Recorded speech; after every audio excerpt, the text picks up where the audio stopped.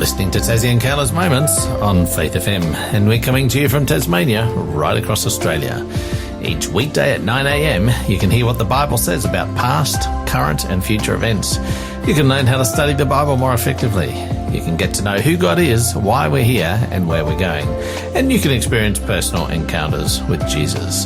I'm your host, Jason Cook, and today David Leo is back in the studio with us. And we've been talking about giants of the 20th century this week, and particularly people that have stood out in your experience, David, that you've learned about, and there's been something significant about each one that really has spoken to you in that spiritual context, I guess. Is that right? Absolutely. And so far we've done Fanny Crosby, who was the prolific hymn writer, but she wasn't just a hymn writer. She also worked in the streets and gospel work in the streets. Yeah, she was blind. And she was blind. Didn't let her stop her. Yeah. God can use anyone. Oswald Chambers, who actually didn't write much, but his wife did and published his books, and that's our book offer this week. Died quite young from 43. An unfortunate operation that went wrong in Egypt in the First World War. And then C.S. Lewis yesterday. Quite an interesting character, C.S. Lewis, and he's written some good books. Yeah. Nothing like 8,000. 8,000, right. Yeah. But still, very interesting man, very intelligent man. And today we're going to be talking about Dietrich Bonhoeffer. Oh, yeah. I think out of all five, I think this is my favorite. Right. My favorite guy, because not only do I admire the life that he lived, he's really thrown a spanner in the works of how I understand the gospel. Right. And how I understand how God leads somebody. You know, it's Dietrich Bonhoeffer is well known as he was a German pastor during the time of Hitler's rise. And his gospel, he's got a book called The Cost of Discipleship, which I think is amazing. I've read it before and I'm listening to it again now, and there's still some things I pick up that's like, wow, incredible. You know, here's something that I've heard growing up in the church, Jason. I've heard the use of this word, or this term, cheap grace. Yes. You know, I've heard people preach that we don't want a cheap grace. And I've heard people also preach, I hate this use of this word cheap grace. And I thought, man, you know, I think I get what it is. And the very first chapter in Bonhoeffer's book, The Cost of Discipleship, he defines what cheap, he uses the word cheap grace and then defines what it means to him, right? And so he says cheap grace is like trying to be a disciple without following Jesus. You know, breaking it down. It's like saying, I will follow Jesus, but I don't want to take up my cross. You know, and so I'm like, oh, okay, that makes sense. So, you know, that use of that term, I think he's the originator. I think Dietrich Bonhoeffer is the instigator of this term. Now, you've been reading this book, The Cost of Discipleship. Is that the one that you're referring to? Listen to it at the moment. To it. Yeah. I'm assuming it was originally written in German. Oh, yes. I'm not listening to it in German. Yeah. Okay. Thank you for clarifying that. The original book I read was in English, translated into English, and the audio book that I'm listening to right now is translated into English as well. Yeah. So, amazing book. I recommend it for anyone that is looking to follow Jesus Christ as your boss, as your master and your Lord and Savior. It's definitely a book worth reading. Otherwise, there's another book that I think is the best discipleship book ever, called Steps to Christ. That's it's not as big as Cost of Discipleship, but it's as effective, if not more. But Dietrich Bonhoeffer's life really inspires me. He grew up in Germany, and he grew up in the Lutheran Church, which was the most popular church at the time. And he was one out of 8 kids. And you'll find this interesting. His dad, Karl Bonhoeffer, he was a psychiatrist. Now I think I've heard that name in the context of psychology or psychiatry as well. Is that right? Yeah, I think I've heard of that name. Maybe. Wow. Maybe I'm mixing him up with Karl Marx or something. And the interesting thing about, here's a good mix, right? So he was brought up by a dad that's a psychiatrist, and his mum's a teacher, right? And she plays music, and he learned from both of them. And his dad was, I find this interesting. I think this is an interesting nugget. His dad was against Sigmund Freud's teachings. Right. So Sigmund Freud was popular at the time. And if anyone that doesn't understand Sigmund Freud, his basic teaching is if there's something if we're acting a certain way right now, it's highly likely due to a trauma that we grew up with or something that happened to us as a child. And that's a very common way of addressing problems now. We look to our childhood and our background to see, how we were brought up. So he grows up in this home. He's got a brother that goes to war, and his brother dies at war while he's 12. I think he's 12 or 13 years old at the time. And you know what decision he makes? He decides, I'm going to study theology. 14 years old, he begins studying theology. He goes into the school of theology, much to his dad's demise. His dad did not want him going into theology. And he got a doctorate at age 21. That's amazing. So you already know that this guy's a bit of a genius, right? He's a smart guy. And he's in the Church of Luther. He thinks, there's something missing in his church. He goes to America to study in the 1930s. And while he's studying there, he's really disappointed with the theology that's being taught in America. He feels like something's not connecting.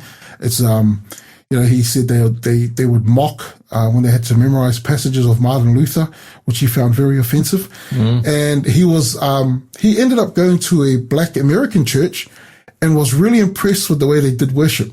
He said the way they sang, and he said the convictions that they brought during sermon. He said, what did he write? He said, you can actually feel what they're saying, that they're speaking from a place of conviction, that they're speaking from a place of, we're not just, it's not a formality. And I dare say that Dietrich thought this because of the church he grew up in and believed that things were done in a formal way, But he's hearing these people speak from the heart, and he's saying, this is something that I need to get more in line with. And when he returns to Germany, he finds people see a difference in the way that Dietrich Bonhoeffer carries himself. He starts to emphasize the importance of Romans 12 and 13, where it talks about how to live as a Christian. And one of the things he learns is you must love one another.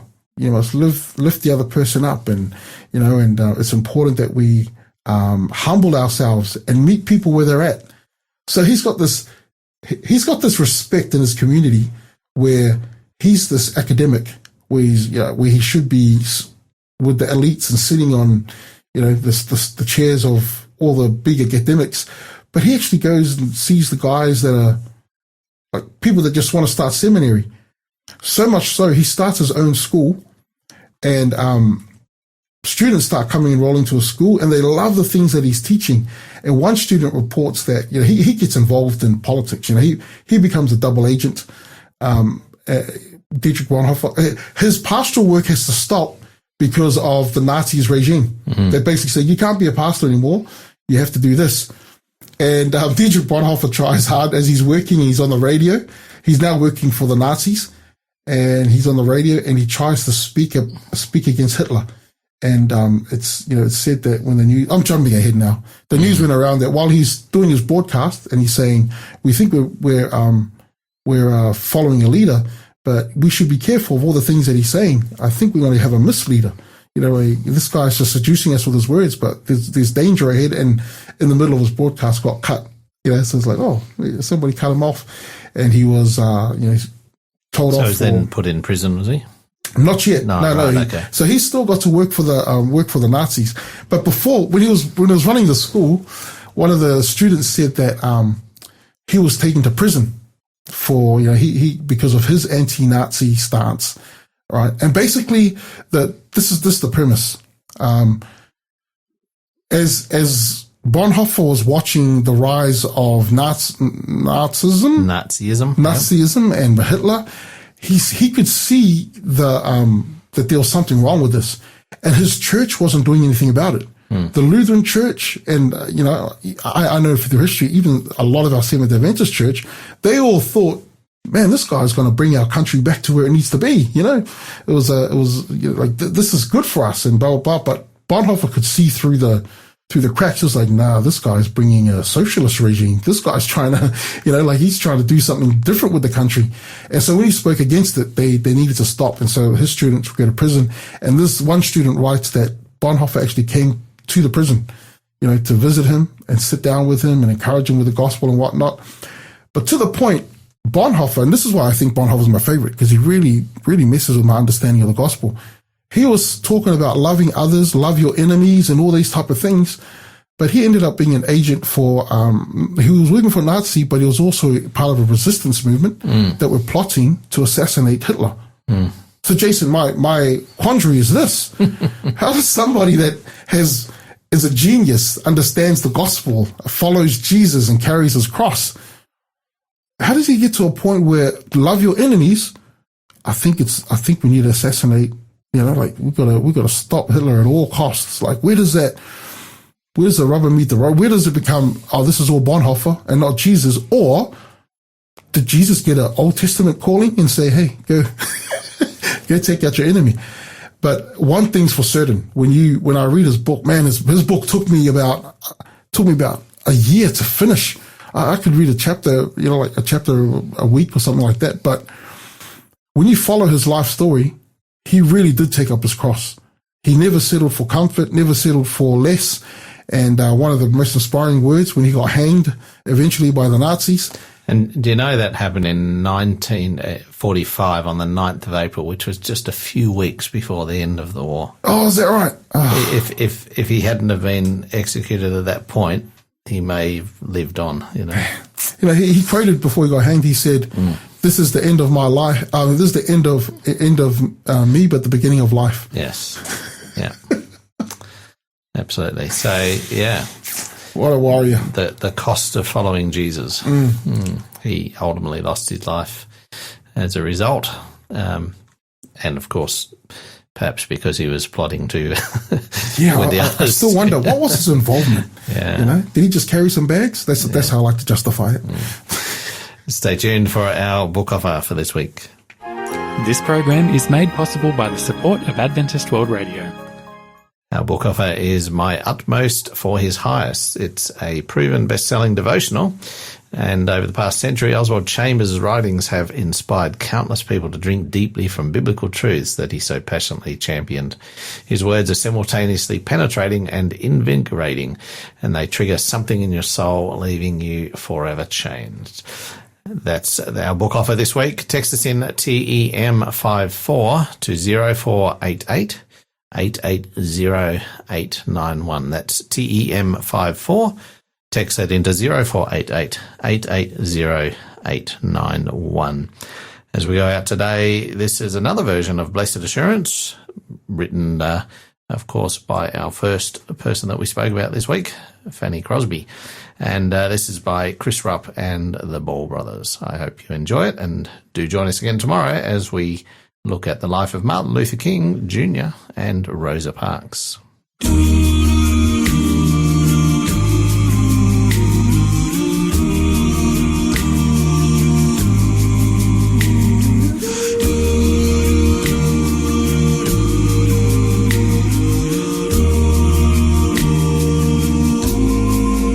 Blessed assurance,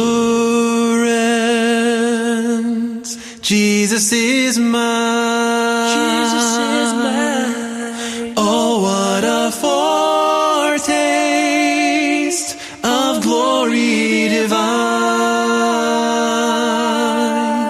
heir of salvation, purchase of God, born of His Spirit,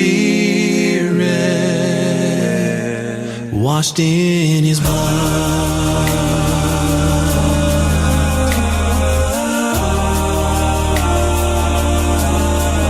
Perfect submission,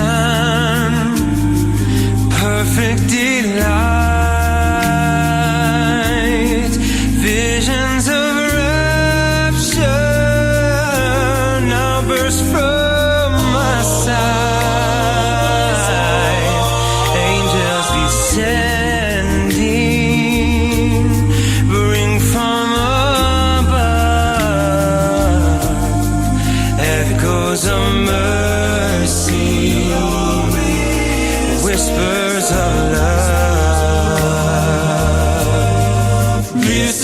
my story. This is my song, praising my Savior all the day long. This is my story. This is my song, praising my Savior all the day long.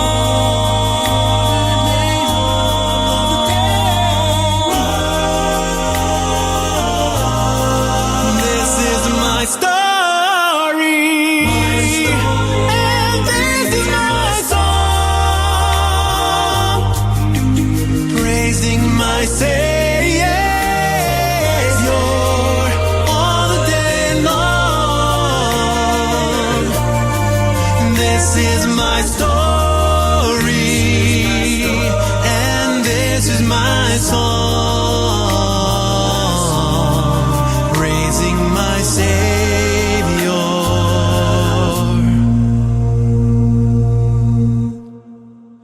all the day long.